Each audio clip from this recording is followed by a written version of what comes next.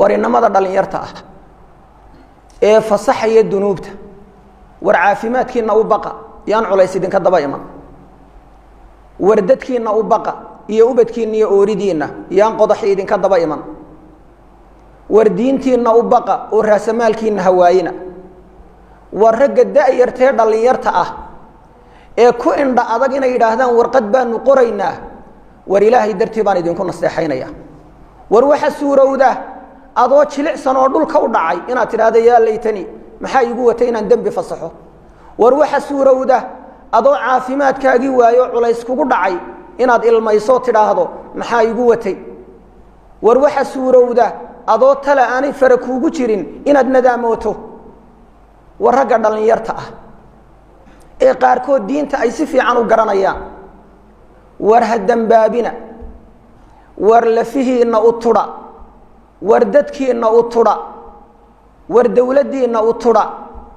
war haddii xoog iyo awood gacanta alla kuu geliyey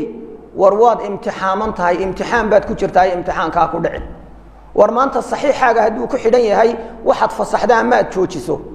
war hooy hadda waad imtixaaman tahay farta iyo qalinka aad qorayso waad ku imtixaaman tahay waayo alla ku eegayo ku daalacanaya war imtixaankaasi ha ku dhicina war ilaah baan idinku dhaariye diintee iyo dadnimadee bay ku bannaan tahay inanta 8 jirka ah hotel xamdaan keena iyo inanka 8 jirka ah aktar ha noqdo jilaa film caalamiya oo talyaani iyo waxa weeyaan Kenya waxa weeyaan la geynayo war diinta ogolaatay halkay ka timid ma tuantii nabi maxamed ahayn ba sallallahu alayhi wasallam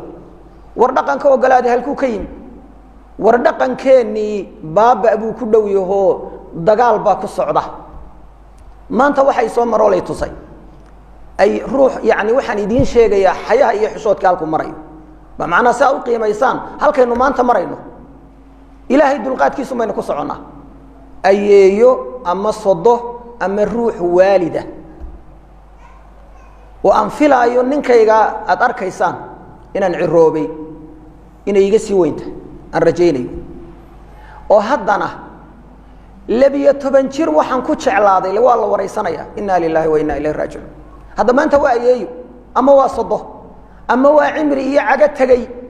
maxay ka waramaysaa 12 jir markay ahayd waxay jeclaatay hadda waxa idin sheegaya xayay halku marayo way idinka arkay wehel jacayl waxa la soo bandhigaya waxa lagu leeyahay lamaanayaal anu tanaan jeclaaday anna tanaan jeclaaday war jacaylku bedroomka iyo qolka hurdadu ahaaye ma banaanka iyo suuqu ahaa war jacaylkaadu qabto qoyskaaga iyo xaaskaagu ma wax banaan loola soo baxo ahaayo la yiraahdo tanaan jeclaado tanaa sidana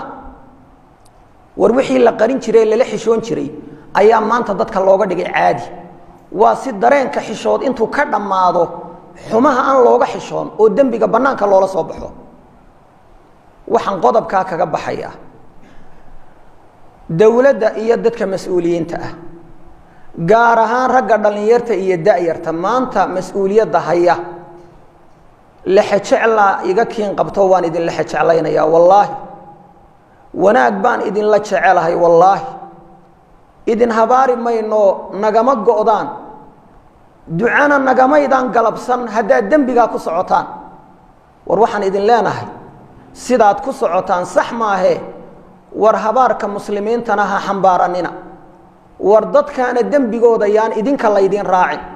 war miyaydan xasuusnayn nabi maxamed inuu yiri sallallahu alayhi wasallam man sanna fi al-islam sunnatan sayyi'ah fa alayhi wizruha wa wizru man amila biha min ba'di la yunqasu min awzarihim shay ninka islaamka dhexdiisa ku jideeya xumaan ee dadka u horseeday lagaga daydo waxa korkiisa fuulaya macsiyada iyo dambiga uu sameeyo dadka u horseeday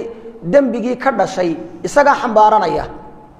cid alla cidda kaga dayata ilaa qiyaamahana dambigaas yaani macsiyada dambiga ka dhashay qayb uu ku leeyahay waa xambaaranaya kii sameeyayna dambigiisa waa loo qoriyaa waxba laga dhimi maayo macnaha qof kastoo dambaabo kaga dayda dambiga qofka mid lamida ayaa kii sababta ahaana loo qoriyaa ee u horseeday dadka war itaal iyo awood badan idin ah waar u adkaysi badanidina oo u sabir badanidina inaad dambi xambaarataan oo cuquuba ka dhalato oo ay idinku dhacdo war ilaahay waa dul qaataa oo uu seeto dheereeya haddaad se gacantiisa gashaan cid idinka furfuri mayso ina allaha la yumli lilaalimi xataa idaa akhadahu lam yuflidhu ilaahay daalimka waa u kaadiyaa qofka dembaabay laakiin markuu qabto ma sii daayo wakadalika akhdu rabbika idaa akhada alquraa wahiya aalima ina akhdahu aliimun shadiid waa sidaa qabashada rabbiga dad markuu qabto qabashadiisu waa daran tahay cid ka furfuri kartaana ma jirto war intaydaan gacan alle gelin oo aan cidina idinka furfuri karin maantay talatiina tahay ilaahay ka baqa oo macsiyada iyo ubadka yaryar ee xamdaan lagu ballamiyey war ha u fasixina war ka joojiya waa berri shantaa la leeyahay war ilaahay ka baqa oo arrinkaas fasaxiina yaan ummaddu ku dembaabin inta xunee dembiga doonaysaa maanta way badan tahay ninka sidiisa u dembaabaya isagay saaran tahay idinku se sabab ha u noqonina ha u horseedina ha u sharciyeynina dembiga ha u jidaynina liisan iyo ruksad ha u siinina raggaa da'yartee inta badan ay ka soo noqnoqotay waanu fasaxnay intaasaan ku dhaafaya iyo dowladda guud ahaan wasiir iyo agaasimaba inay arrinkaa ilaahay kaga baqaan